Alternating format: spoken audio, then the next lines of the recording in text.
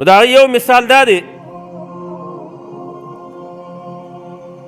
چې د اسویرم په نامه باندې یو کس و عمرو بن ثابت نوم و مشرک و او دی به سود کولو په مدینه منوره کې به ګرځېدلو او دی دا سودي کاروبار به یې کولو. اگر دا مسله مونږ واضحه کړې ده چې بعضې مسلمانان دي او خاص کر بارګینونو والا یا صرافان دي یا تیلو والا یا سیمټو والا دا گاڑی په 100,000 روپۍ دی په نقدو باندې او بیا د 2-3 میاشتو په نیټه باندې دا په 12,000 او په 15,000 دی. دا قصه ګوره د سود د حرامه ده. دارنګې کم سړی تیل په نقدو اخلي هغې ته یو ریټ لګوي په قرضو بل لګوي، سیمټ اخلي په نقدو یو په قرضو بل، ډالر په نقدو باندې اخلي یو ریټ دی په قرضو باندې بل. دا ریټونه 2 مقررول ګوره دا سود دی او رسول الله فرمیلی دي ادنا سود دا دی چې سړی د خپلې مور سره زنا وکړي او نکاح ورسره وکړي. او رسول الله صحابه کرامو ته وفرمیل چې قیامت نږدې شي خلک به سودخواره شي. صحابه وفرمیل یا رسول الله دې کې به نیکان اولیا بزرگان ښه خلک وي. رسول الله وفرمیل دغه بزرگان دغه علما دا نیکان به د سودخوره سړي د کور نه ډوډۍ خوري او خوراک به کوي، په دې وجه باندې به هغوی په سود کې شامل شي.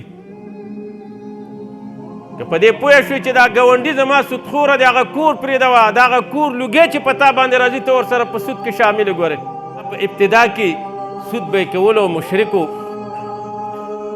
نو د بني عبدالاشهل قبیلې وو. نو خلکو ورته اسلام پیش کړو چې اسلام راوړه مسلمان شه بس دی د سود د تیر شه.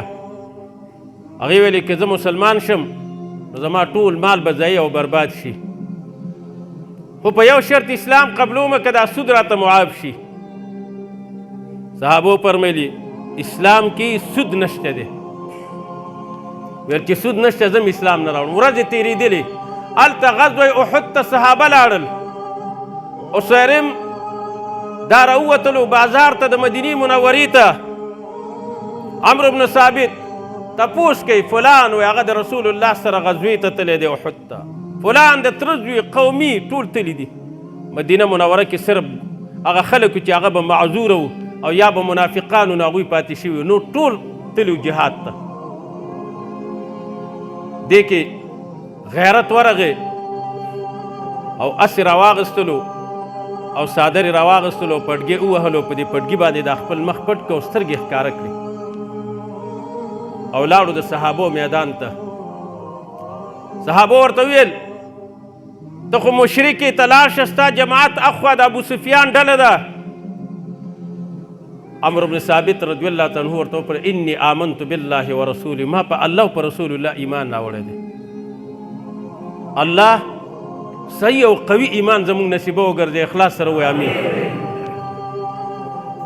ډیزلي ایمان نه، د پیسو والا ایمان نه، د ډالرو والا ایمان نه چې چا راله د میږې وروڼه چې چا راله شنه واښه وخوځول هغې پسې روان یو، داسې ایمان نه. په الله او په رسول باندې صحیح او قوي ایمان راوړئ. ګورئ ورځ د قیامت راتلونکې ده، د رب العالمین مخې له به بربنډه ولاړ یو.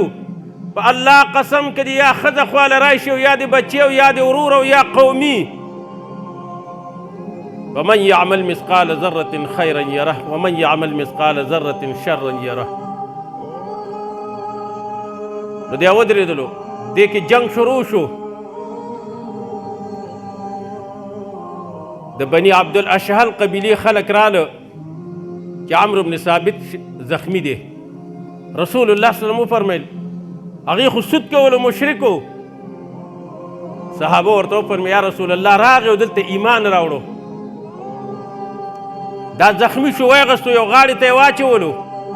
قوم ورته راغی ورته وایي د الله دپاره د ایمان راوړی دی که د قوم د غیرت د وجې نه، ځکه عرب به اکثره د قومیت د وجې نه جنګېدل. او هغه اوږد حدیث چې مخکې مې بیان کړی و هغه راواخله چې 3 قسمه خلکو باندې الله د جهنم اور ګرموي چې په هغې کې یو عالم دی، یو مالدار دی او یو شهید دی. په دې 3 قسمه خلکو الله د جهنم اور ګرموي ځکه چې دوی د عمل د الله دپاره نه دی کړی. ورونو د خپل عمل تعلق د الله سره جوړ کړئ. هر عمل د الله دپاره وکئ. الله راضي کوي، رسول الله خوشحاله کوي. نو دې کې چې دی کله زخمی شو قوم ورته راغی، ورته یې ویلي چې ایمان دې د څه وجې نه راوړی دی؟ هغې ورته ویلي د غیرت د وجې نه الله رب العالمین د رضا د حاصلولو دپاره مې ایمان راوړی دی. دې کې زما وروڼو شهید شو. زخمونه سخت وو، د تورو جنګ به و، د غشو جنګ به و، غشې به سړي کې ننوتلو، هغه به د چې راکش کولو هغې به 3 کونډې لرلې، هغه ټولې غوښې به د انسان نه راووتلې. ته د الله رسول شي، الله رسول به ستا شي. رسول الله وفرمیل اسویرم چې دی هو من اهل الجنه، دا د جنت والاو نه سو.